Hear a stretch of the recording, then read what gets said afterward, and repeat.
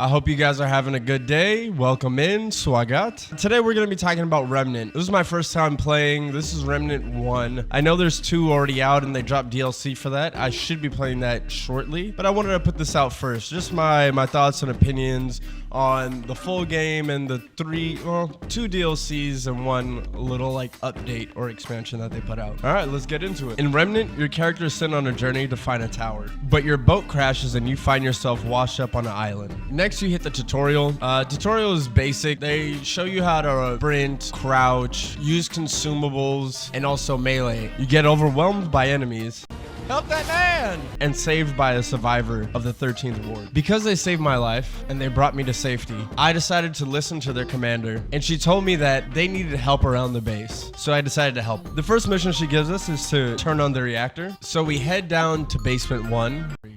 Reactor B1. They said Ace is by the reactor. Where we meet Ace. Surprise, mother. What? Where the hell did you come from? You nearly scared the life out of me. No one else wandering around down here.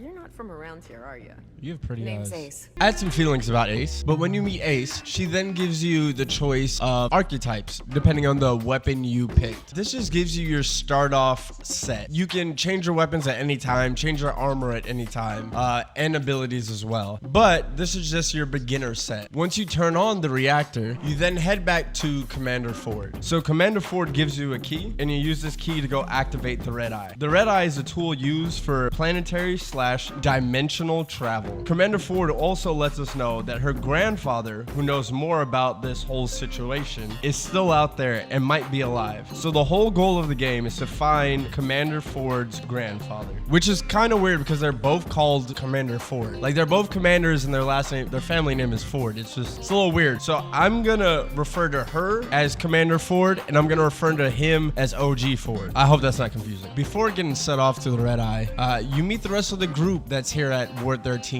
They help you with your armor, your gear, your weapons, everything you need, even resources if you have to buy them. 2 main people that you're introduced to is Riggs, who takes care of your armor, and McCabe, who takes care of your weapons. But for some reason, she's always in a pissy mood. Look, I have nothing against whatever she has going on. I don't know her life, but fuck her energy. I don't like you. All that energy she's serving up, fuck that shit, bro. Anyways, while exploring Earth, you come across a church housing the Root Mother. She's a human that's been captured by the Root, and they use her body for her memories, her language, being able to communicate with other humans as well. But on the other side of that, the Root Mother is also connected to them, so she gets all the information of the Root. So she knows their plans to take over the world, all the dimensions, and she knows how they plan to do it. If we can free the Root Mother, she can be a great asset to us, just from the amount of information that she knows. We may not have the strength yet to deal with all the obstacles that come in our way, but we will have the information to make plans and adjust accordingly. After talking with the Root Mother, she believes in me and my goals. She then says she can free herself, but the Root will attack, so she needs protection. After freeing her, we take her back to Ward 13, where we talk some more, and she mentions we should find the Keeper, a being in a subspace between the Red Eyes and the planets, where all are connected. So we head out and find the Keeper. So before we get to finding the tower, I want to discuss the boss fights real quick. Before we found the Root Mother, we had our first boss encounter with the Shroud. No. Look, I haven't played Dark Souls. I did play Elden Ring, but I know what fog means. These boss battles are actually fun, super entertaining, and then each boss is super unique. I found out later after beating the game that you run into different types of bosses every dungeon. So it's it is randomized what boss you'll find and what dungeon it is. So you'll never run into the same bosses every time. So with Shroud, we had an archer, like a ranged unit that was teleporting away from us. So it taught us to be more aggressive. There were also ads in that fight as well. It was a pretty simple fight. It was a good entry fight. Yes! Yes! Let's go! Eat fucking dirt, Poppy! What's up? I definitely liked it. After we fight the Root Mother, it wasn't much of a boss fight, more of a gauntlet, a battle of attrition. Multiple units came in, we defended, and that's that. Our second boss fight was with Riptide. Riptide had a special mechanic where as you damage it, it will split apart. And the more it's split apart, certain units will run away and hide and heal. They'll go into like this trance phase. Well, they'll stand there and heal. Only way to stop them from healing would be damaging them. I didn't know this at first. They're healing? So as I was fighting, I was wondering, why are they not dying? I later learned this mechanic, but it was something super fun. I wish they turned into a regular unit, because if they were out and about in the open world, I think it would have been super fun to have this extra challenge on top of going through the world. But this was one of my favorite boss fights, mainly because the mechanic was unique as well. It had that right amount of difficulty, and it wasn't super hard that it made me smash my head against my keyboard. The last one was right before the tower, or in order to get to the tower, and it was Singed. Wait, what is that? My brother!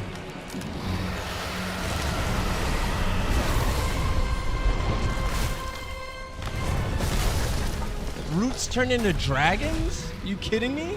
So this was a root dragon. The mechanics were actually fairly simple. I didn't have too much of a problem. A lot of the mechanics were close range, and me having a ranged weapon kind of felt unfair. From the beginning, it felt super simple. When it blew fire, you hid behind a wall, and you would do just that on rinse and repeat till it died. It wasn't the hardest one. Once again, my favorite boss fight out of the three I had was Riptide. It was just a really entertaining fight. So let's cut back to the tower. Oh. Holy shit. After defeating Singe, the root dragon, we head to the tower. We find the keeper, and as we discuss with him our plans, we found out that he's in support of it. He gives us access to the other portals so we can continue looking for OG Ford, leading us to Rolla. At this point, you're just bouncing around between 4 different areas looking for information on where OG Ford is. So it's going to be first Rolla, where we have a few bosses and a few dungeons, and we fight the Undying King, who is looking for the core of some guardians to save his world. Then we go to Chorus, which we also fight some more bosses and meet the Queen. Is this a person or a statue? Oh, damn. Hey, all right, guys. All right, hear me out.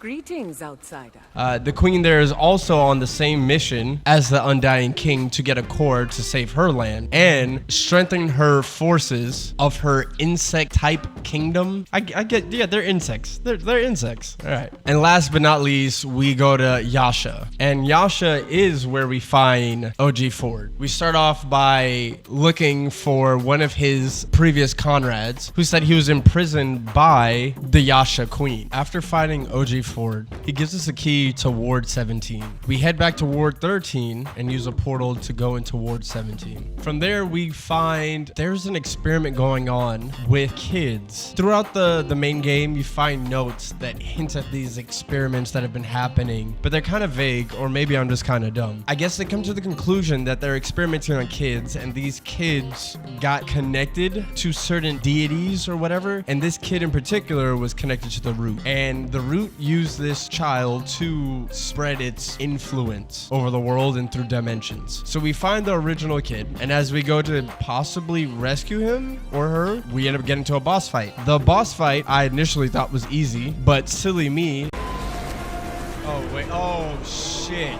Okay. Of course there's a second phase. Of course. I didn't think it was over.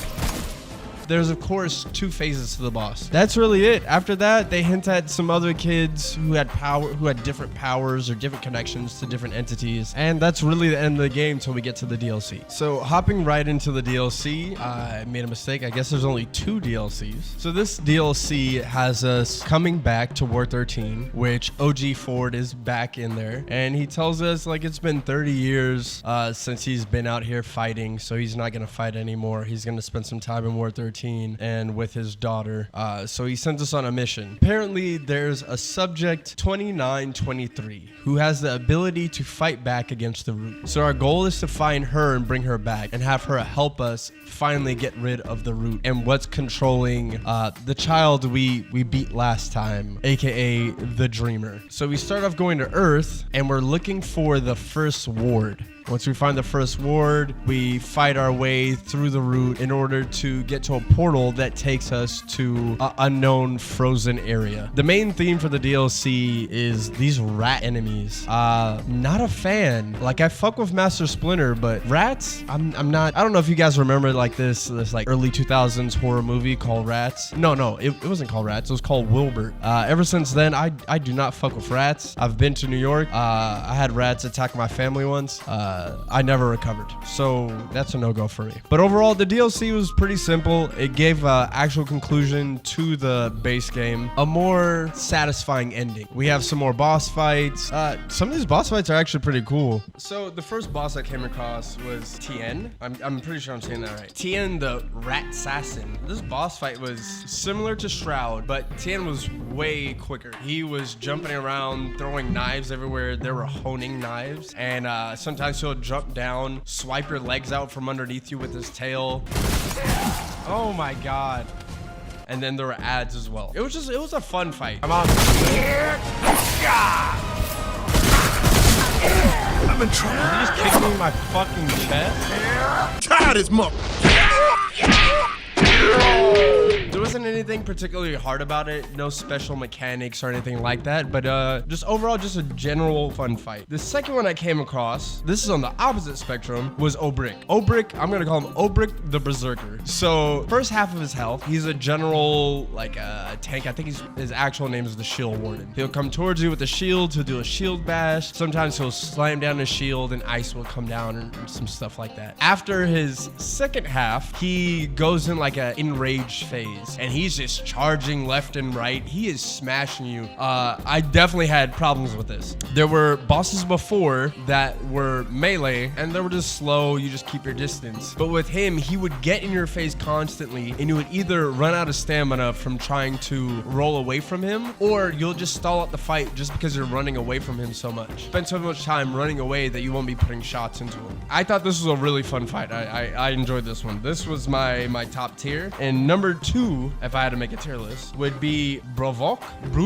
and then his mount Vagar. Bro, I cannot say these names. Who came up with these names? Anyways, so this is a rider and then his mount, and he's practically riding Rufus from Kim Possible. If Rufus took steroids and a whole bunch of creatine. So these two are pretty dangerous together. 2 health bar fight. Once you kill one of them, the other one will enrage, and once they enrage, they'll be way more aggressive, do more damage. It was a pretty simple 2v1 boss fight. Attacks they use were just super sick. Everything they were doing, all the abilities they were using, super sick. It was a fun fight. That's my second favorite. There was also found like a horde situation in one of the dungeons where I guess there's a ritual going on and you have to survive for 60 seconds, and they're just hordes of enemies coming out. There's traps on the ground where fire's just spawning and you got to stay out of the fire. That was fun as well. I don't know if I'd call that a boss fight though. And then let's get to the final boss fight against Hasgard. Hasgard is supposed to be the entity that was possessing the Dreamer, the child we finished at the base game. That fight had 2 phases as well. It wasn't that hard. For the conclusion of the game and the ending of the DLC, it wasn't that hard. It was a simple fight. I enjoyed it. It was okay. Would I like a little bit more from it? Yes. Was it bad? Am I annoyed by it? No. And it's a firm good. It was good. And that's the end of the DLC and the base game. My overall thoughts, fun game. I truly enjoyed it. There are certain points in this game when I was just exploring the world and truly just enjoying it. I was running around singing Christmas carols, freestyling, rapping. Ba, ba, ba. Ooh.